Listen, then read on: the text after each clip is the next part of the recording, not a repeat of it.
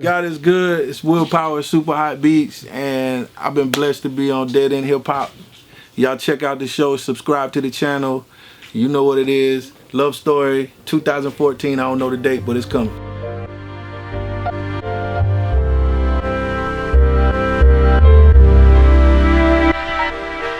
Dead End Hip Hop. We got today a special, very special producer in Atlanta. SupaHotBeats himself, WillPower. Yeah. It's good, folks. Yeah. Well, for the people that don't know, real quick, just run through your resume, or just give us a light. Well, overview. Yeah, I'm most known for YelaWolf. You know, I'm his main producer, and from YelaWolf, you know, other productions spawned from that. Like I got it with Wiz Khalifa. I've done work with Tech Nine.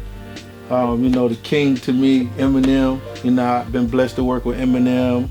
I did some stuff with Schoolboy Q. Who else? Dizzy, Wright. I can't skip Dizzy, man. Forgive me, Dizzy. On that. That's my dude. So really, man, I just kind of reach out to whoever I feel their music. You know what I'm saying? And I've been blessed, man. Like very few people turn down, you know, a chance to work together, and that's pretty much it. You know, I got an extensive, you know, library of work with independent artists because I'm really big with, you know, seeing an independent artist go from being independent to wherever their dreams may take them, you know.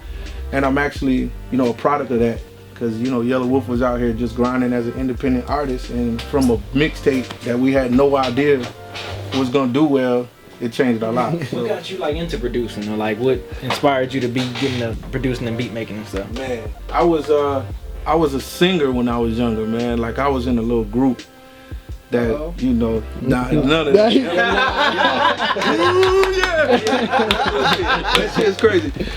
But yeah, it was like that. You know what I'm saying? And but as a kid, you know, we had one of the guys that was in our group, his mother was really trying to get us on, so she introduced us to a real producer and took us over to his studio. And you know, we kids, man, but we in this room, it's warm, man, you can hear all these machines buzzing and he's playing shit, and you know, it really fired me up, man. And it wasn't long, maybe a couple months after going over there, that I was going over there after everybody would leave and learning how to produce, man. Like he was showing me how to make beats, and you know, I was just you know, just a sponge, man. So that's really what got me fired up about it, is you know, being in a group and this guy was making dope music, and I was like, yo, I'd rather do that than me running around here, you know.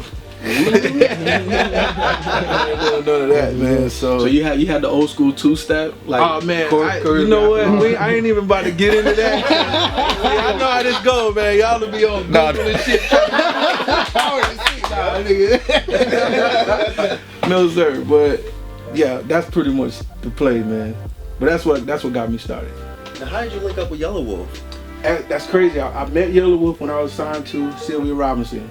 He was doing the same thing I did. He left Alabama, went to New York to get on, and he got with this big time manager who, I don't remember his name, but he was coming in and out of this building getting records from different producers. And I was in the lobby, and this is no lie, I was in the lobby, and we spoke to each other, and because of our dialect, being from the South, it was like we recognized each other, because you know, it's New York in like 2000, man. It was still yo son, it wasn't none of that. And so if you had any kind of different dialect, you stood out, and they knew we was country as hell, man. So they was like, yo. But 10 or 15 minutes after meeting them, dude, like we went into my studio and started cutting records, man. And that relationship, you know, it's grown ever since. Like I was there for his son when it's, you know, his first born, and I've been there ever since, man. You know what I'm saying? Like it was crazy. And then we left and went to South Carolina together. So wow, that's what's up. Yeah, that's what's up. So over the years, you know what I'm saying, since you've cultivated this relationship with him, how have you seen him grow musically?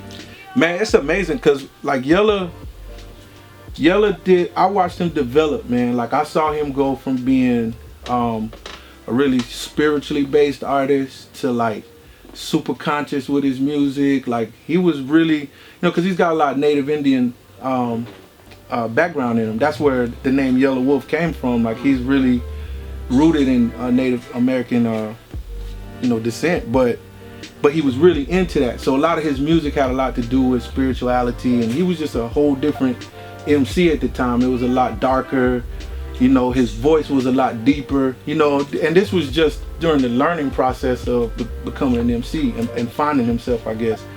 So I watched him do that. I watched him, you know, come to Atlanta, man, and just keep trying, and just, you know, I saw him go real heavy rock one time before, I saw him go country, you know. But what I didn't realize, and I learned to appreciate it later, was he was picking up bits and pieces of hip hop everywhere he went. So when he finally became who he is now, it's like, I see all of those things in his music. Others don't necessarily see it, but I'm like, yo, this is amazing, you know what I'm saying? So that I've been there the whole time. I saw the whole thing, man. I saw him, you know, write records, rewrite records, put out projects. Some were great, some weren't great at all, you know. But I learned that that's just part of becoming, you know, better, you know, and being what you are, man. And honestly, this album that we have now, it's a wrap. Yeah. Okay. Once we got it, man, it just became really organic and really dope, you know. And I know he's working with a few other guys, and the guys that he's working with, like, I co-sign them 100%. Like, I know that they're able to get in that place that we got into, because he's working with Malay as well, who did Frank Ocean's latest album. So, you know, he's got a good circle of people.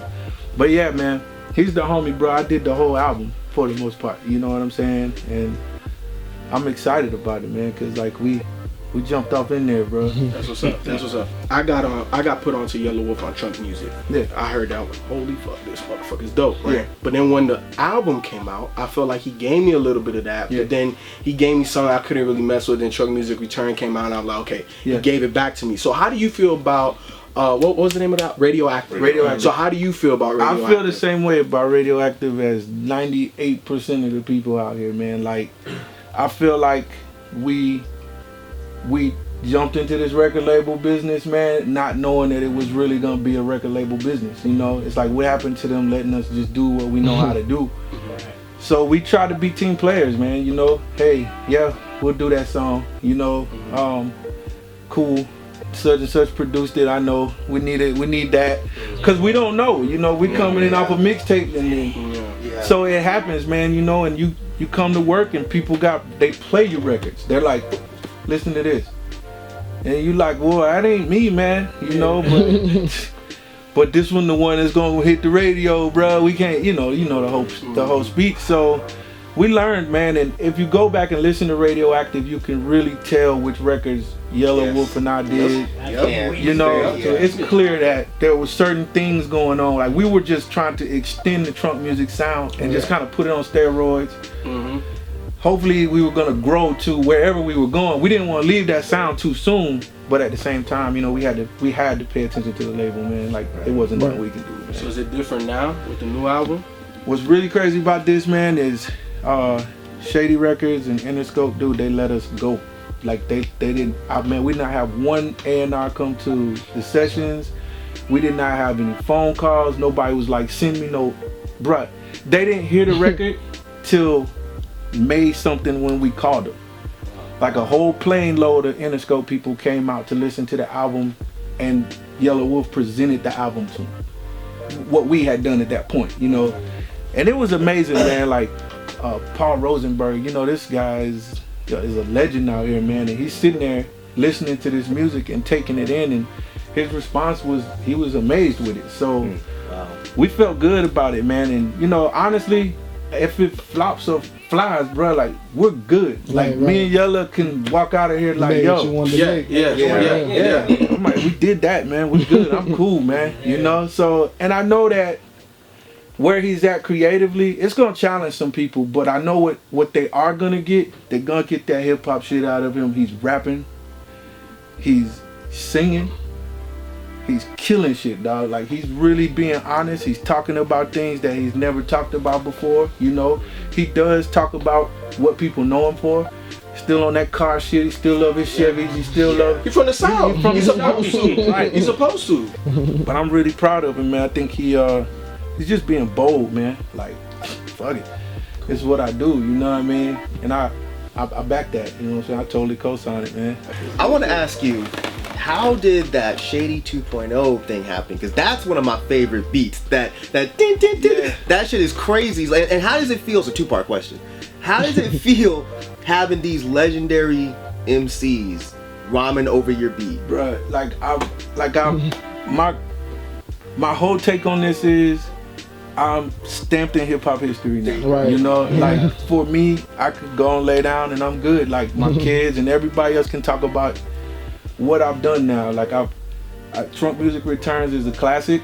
I'm sorry, Trump Music, the original, is a classic. You know what I'm saying? And in this field of music, I think that if you're not gonna leave your mark, then you're kind of wasting your time. Like I'm not really interested in those quickies. I'll take them, don't get me wrong, but as long as I have Trump music, now I can do whatever I want. Because it's like people will say, he did Trump music, Right, you know? there. And the same goes for that record. I feel the same way about that record as I do Trump music, you know? And I hope I can continue to have those kinds of records in my career. But if I don't, I'm good, because I got Eminem and Slaughterhouse and YelaWolf. Right. Those some rapping fools, man. You know, and you know, I still, honestly, even with that good luck and the you know, the universe lining up, I still haven't had an opportunity to get back in with those guys again. So I'm just waiting. You know, I'm like, I'll come up with that record again. It's gonna happen, and like you know, I just stay in my lane and just try to take it for what it is, man. You know, but I'm very proud of that.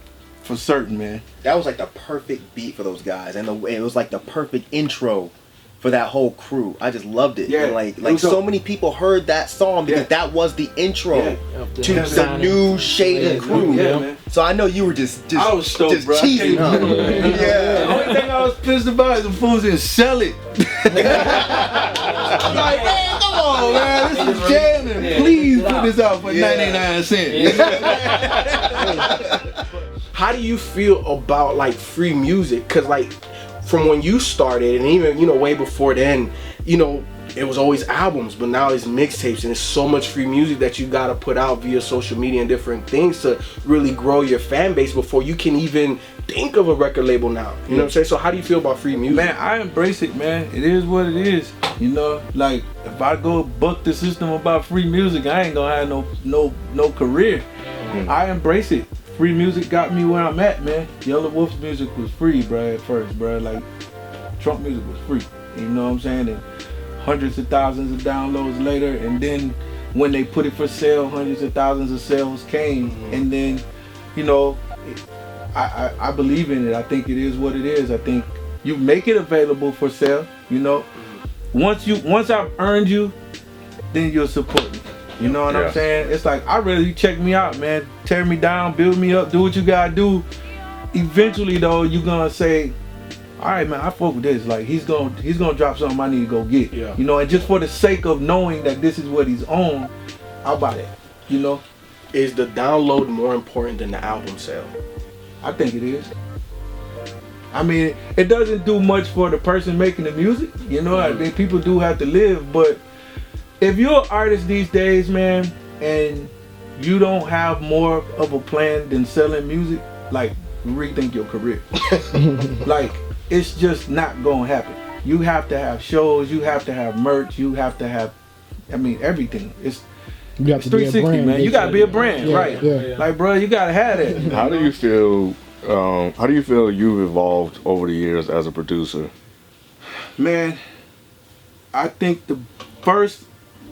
I'm still evolving as a man first, bro. Like, as a producer, man, I'm still a kid, man. You know what I'm saying? But like, music has engulfed me so much and taken to my life so much that like, it's the one thing that's teaching me about life. You know what I'm saying? I'm learning to struggle. I've learned to go without. I've learned how to make ends meet.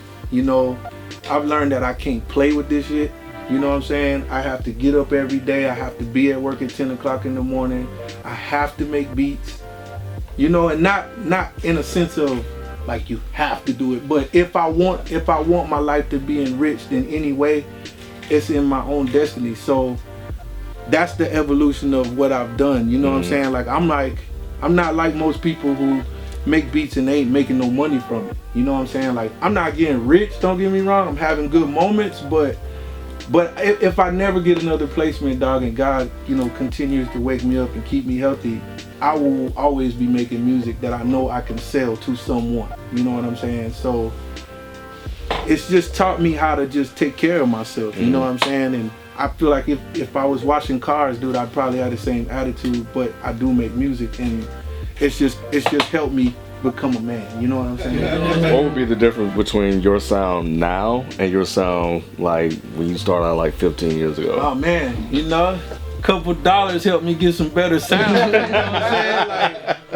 but bruh, like I'm one of those people, man. Like, do it with what you got. You know, I got homies. I just signed a producer, man, Mike Murder, from Chattanooga, and Buddy just works on Fruity Loops, and you know, like.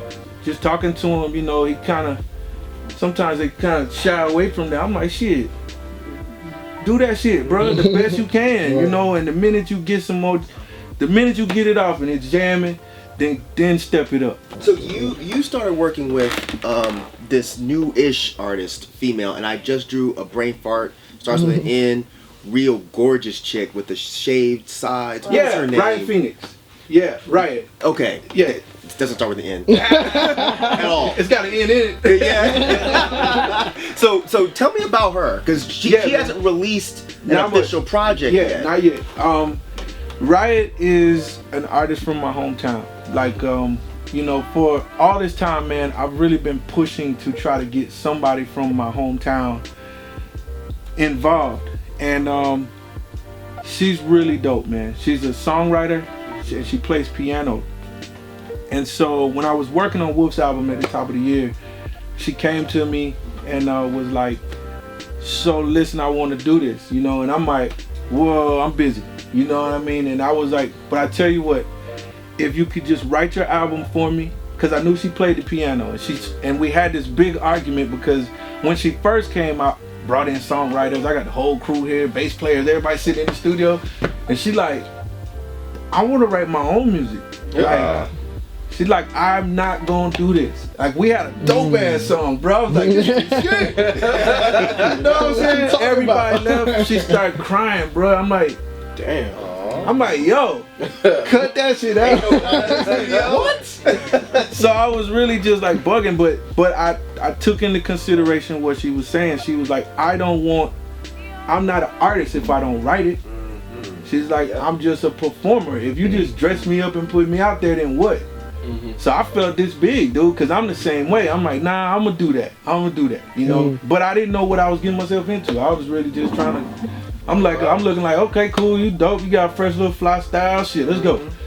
Nah, man. But so I told her that, and I went back to work. So 5 or 6 months later, I come home, and I wasn't telling nobody I was back, dude, because like I was tired. I was just trying to lay low. But I mess around on Instagram. You know what I'm saying? She's like, you in town? I'm like, yeah. Oops. She like, I'm on the way. She pulled up, man. She got out the car with an 88 key keyboard, bro. Lugged it in here, plugged it up, and played. I swear to y'all, she played me like 10 records. Just played me songs.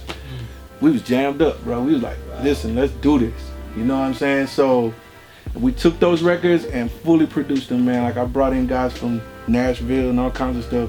Her project is amazing. When we actually talked to K.R.I.T, man, and me just being a straight up stan, I forgot to ask him, and I should have asked him. But him and YelaWolf, they're supposed to be making this project Country Cousins. You know anything about that? Any gems you can drop? Man, you know, they're both really busy, bro. Like, I'm gonna call Country Cousins like the country detox, right? You know what I'm saying? Like, all right. I ain't gonna say it ain't gonna happen. I'm gonna say them two dudes, when it does, it's gonna be incredible. You know what I'm saying? But it's like, I know how hard they're working, man. I know how hard YelaWolf is working, and I keep up with K.R.I.T enough to know that K.R.I.T is working really hard. So for the fans, I think that that's a good thing, but I also think that we all have to be really, you know, mindful of each person's respectful career. It's like, Yella's putting an album together right now, and so is K.R.I.T. So it's like, they're not finna do no mixtape right now, man. You know what I'm saying? I would like to see it, I really would, but one day, you know what I'm saying? Yeah, I feel you. But I think when that happens, it's gonna be incredible, but man, not not no time soon, man. Like they're both at a very, you know, pivotal point right now. It's like you gotta do something now, bro. Like you on it. So, and I think they're both capable of just killing this shit. So I would rather them both keep doing what they're doing. Keep working on making your album the best you can. We'll get to that Country Cousins shit later, you know? You know, it takes a lot, man, to have an artist that's emotional. You know, they coming in, they got this on their mind, they got that on their mind, and you have to take those pieces, no matter what kind of mood you in, no matter where you are creatively today, you have to be able to say, I'm going to make a YelaWolf record today for whoever YelaWolf is today. Wow. You understand what I'm saying? So if he came in, dude, fresh off of a good Jack Daniels beans and something else going on, and I gotta be like, all right, where we at today? And he's like, I want to do this. Go get the banjo. I gotta do that. I gotta go find that. I gotta make that happen. So it's really important that we as producers know what we're doing, man. So it is. I'm sure producers got a lot to talk about. That makes sense. You have to be really diverse. You have to be able to bend and move around. And man. You have to. If you really dope at what you, because there's a difference between the beat makers and the producers. It really is. You know what I'm saying? Right. And that's why, like, I just got into this because of my team. I don't send out beats, none of that shit, bro. I'm like, you know, I have enough discography and enough clout to where I'll do a meeting. You know, I want to sit down with an artist and I'll play you all the beats you want.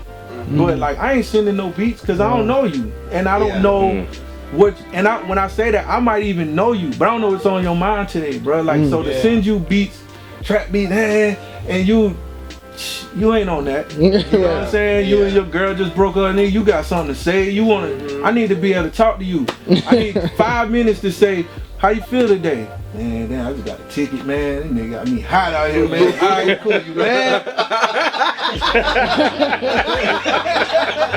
Pull up the mad beats. You know what I'm saying? Like, so like, what advice you get for like young producers or like new producers that's getting into, you know, into the music, or whatever? Like, man. my advice is just stay to it, man. Like, never stop producing music. You know, producing music doesn't have an age limit, doesn't have a time limit. You know, it's not even an era type thing to me. You know, kicks and snares been kicks and snares since day one, bro. It's just really about how well you put your kicks and snares together. You know, and that goes for every instrument in the song. But just keep doing it. You know, don't let not making money or not getting a placement or this, that, and the third discourage you. Like, keep making money. I mean, keep making music. You know what I'm saying? And it will make you money eventually. You know, I see so many people just stop, bro. Like, they just went back to work, or man, I couldn't do it.